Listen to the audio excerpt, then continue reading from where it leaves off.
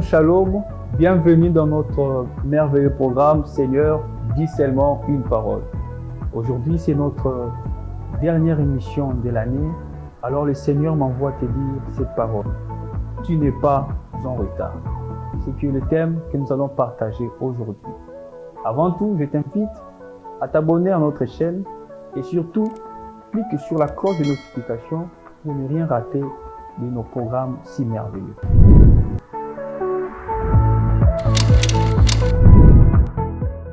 « 2024 a pris fin. Je sais que tu es fatigué. Tu as entendu beaucoup de choses. On t'a dit tellement de choses, des prophéties. Tu as reçu même des take-it. On t'a dit des choses qui allaient s'accomplir en 2024. Mais voilà que 2024 prend fin. Tu n'as peut-être rien vu matériellement. Tu n'as peut-être rien vu physiquement. Mais j'aimerais te dire, considère 2024 comme une année, un chiffre, ou soit un nombre, comme tu veux. Mais il y a une chose, une vérité que tu ignores. 2024 n'est rien d'autre qu'une année définie par les hommes. Nous savons tous qu'il y a plusieurs sortes d'années. Et d'ailleurs, tu l'emploies souvent aussi dans ton quotidien pour dire que voilà, c'est mon année scolaire, voilà, c'est mon année académique. Et pour le calendrier grégorien, on parle de l'année civile. En parlant d'impôts, on parle de l'année fiscale. Donc, j'aimerais t'inviter à comprendre qu'une année n'est rien d'autre qu'un temps défini par les hommes, par un groupe de gens, ou soit par une organisation quelconque. Et considère qu'une année pour toi est un temps qui doit être défini entre toi et ton Dieu. Car il est le maître des temps et des circonstances. Alors ne permets pas à un homme de définir c'est quoi le temps pour toi. Ne permets pas à un homme d'être le maître des temps en définissant pour toi c'est quoi une année. Ne permets pas même au diable de définir c'est quoi une année pour toi. Car ceux qui ont une histoire avec Dieu ont un temps avec Dieu. Ceux qui ont une alliance avec Dieu ont leur calendrier avec Dieu. Alors j'aimerais te dire que tu as une histoire avec Dieu. Ne te lie pas au calendrier des hommes. Tu as une alliance avec Dieu. Ne te lie pas au temps défini par les hommes. Laisse que Dieu soit le maître des temps dans ta vie. Laisse que Dieu établisse le calendrier de ta vie. Je t'invite encore une fois de plus, ne permets à personne d'être celui qui compte le mois, qui compte les semaines, qui compte les jours pour toi. Mais laisse Dieu être celui qui compte les jours, qui compte les semaines, qui compte les années pour toi. La Bible dit qu'il fait toutes choses bonnes en son temps. Voyez-vous, il fait toutes choses bonnes en son temps. Et 2 Pierre 3,9 dit que la Bible dit dans 2 Pierre 3,9 que le Seigneur ne tarde pas pour accomplir sa parole. Alors pourquoi je dis aujourd'hui que tu n'es pas en retard? J'aimerais que nous puissions partager un récit de la Bible dans Matthieu 14, de 22 à 26. La Bible relate une histoire. Jésus était au bord de la mer avec ses disciples, en train de partager autour de la parole. Mais lorsque le soir est arrivé, la Bible dit que Jésus-Christ demande à ses disciples de les dévancer pour traverser l'autre bord. La Bible dit que Jésus-Christ demande à ses serviteurs de s'engager vers la mer, prendre une barque pour traverser de l'autre côté. Et lorsque les disciples ont pris la barque, se sont engagés dans la mer pour traverser, Jésus était resté pour renvoyer la foule. Et lorsqu'il a fini de renvoyer la foule, la Bible dit qu'il s'est mis à l'écart. Il s'est mis à l'écart. J'aimerais te dire, mon frère, ma soeur, toi qui penses être en retard, mets-toi à l'écart. Mets-toi à l'écart du monde. Mets-toi à l'écart pour t'attacher à ton Dieu. Mets-toi à l'écart pour construire une histoire avec Jésus. Mets-toi à l'écart pour développer cette relation avec Jésus. Et lorsque Jésus s'est mis à l'écart pour prier, il faisait soir. Pendant ce temps-là, les disciples avançaient. Ils avançaient pour traverser à l'autre bord. Mais qu'est-ce qui se passe? La Bible dit qu'à la 4e veille de la nuit, Jésus prend maintenant la décision de rejoindre les disciples. Il est descendu de la montagne d'où il priait, il s'est engagé dans la mer. Chose étonnante, les disciples étaient déjà au milieu de la mer. Mais écoute ce qui se passe. Pendant que les disciples se sont engagés, Jésus était encore dans la montagne pour prier. Et à la 4e veille de la nuit, selon les commentateurs, lorsque Jésus-Christ voulait le rejoindre, la 4e veille de la nuit, selon les commentateurs, c'est environ entre 3 heures du matin et 6 heures. Voyez-vous? Pourtant, ils s'étaient engagés le soir. Donc, on peut imaginer environ 18 heures. Donc, c'est à 18 heures, ou soit environ 18 heures, ils ont pris la barque pour traverser.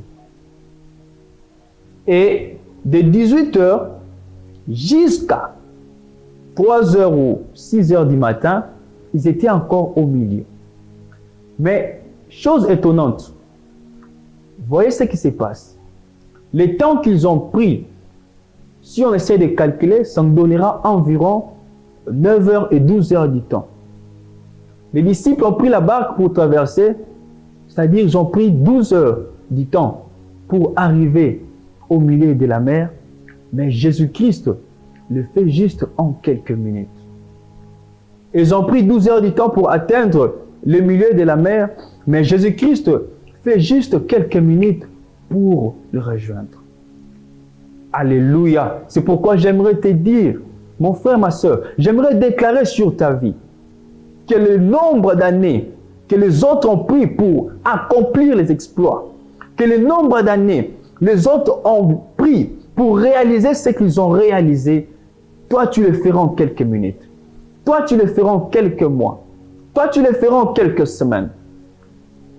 Alléluia. Oh, comme c'est merveilleux ces passages. Et on prit 9 heures, entre 9 heures et 12 heures. Mais Jésus prend juste quelques minutes pour arriver de là où ils étaient. C'est pourquoi j'ai dit que tu n'es pas en retard. Ils ont pris tant d'années pour bâtir cette entreprise. Toi, tu peux le faire en quelques mois. Ils ont pris tant d'années pour construire ce mariage merveilleux avec Dieu. Tu le feras en quelques mois. Tu le feras en quelques années. Tu le feras en quelques semaines. Ils ont pris tant de temps pour réaliser cette carrière qui t'inspire. Toi, tu le feras en si peu de temps. C'est pourquoi j'ai dit que tu n'es pas en retard, car tu as une histoire particulière avec Dieu. Tu as une alliance avec Jésus. Il est le maître des temps et des circonstances. Il est le maître des temps.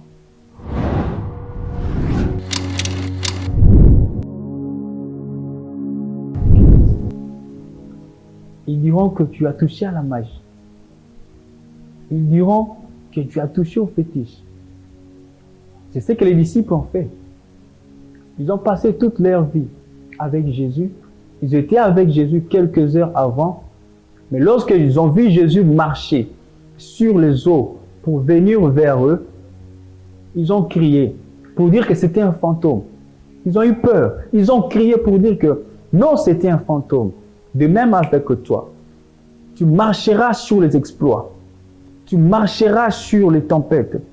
Tu marcheras sur les difficultés. Tu marcheras sur le problème le plus difficile. Et ils diront que tu es un occultiste. Ils diront que tu as touché à la magie. Oui, car notre Dieu fait des choses impossibles. Lorsqu'ils verront que tu n'as pas un diplôme comme eux, mais tu réalises des grandes choses. Lorsqu'ils vont réaliser que tu n'as pas une expérience professionnelle comme eux, mais que tu montes en grade, ils diront que tu as touché à la magie. De même comme les disciples ont appelé Jésus fantôme, l'on t'appellera aussi un fantôme. Si tu ne me crois pas, enregistre ce message et garde-le pour toi. Et après quelques mois, tu reviendras pour témoigner. Dans ces commentaires même, tu reviendras pour témoigner. Car Dieu va rattraper le temps que tu as perdu.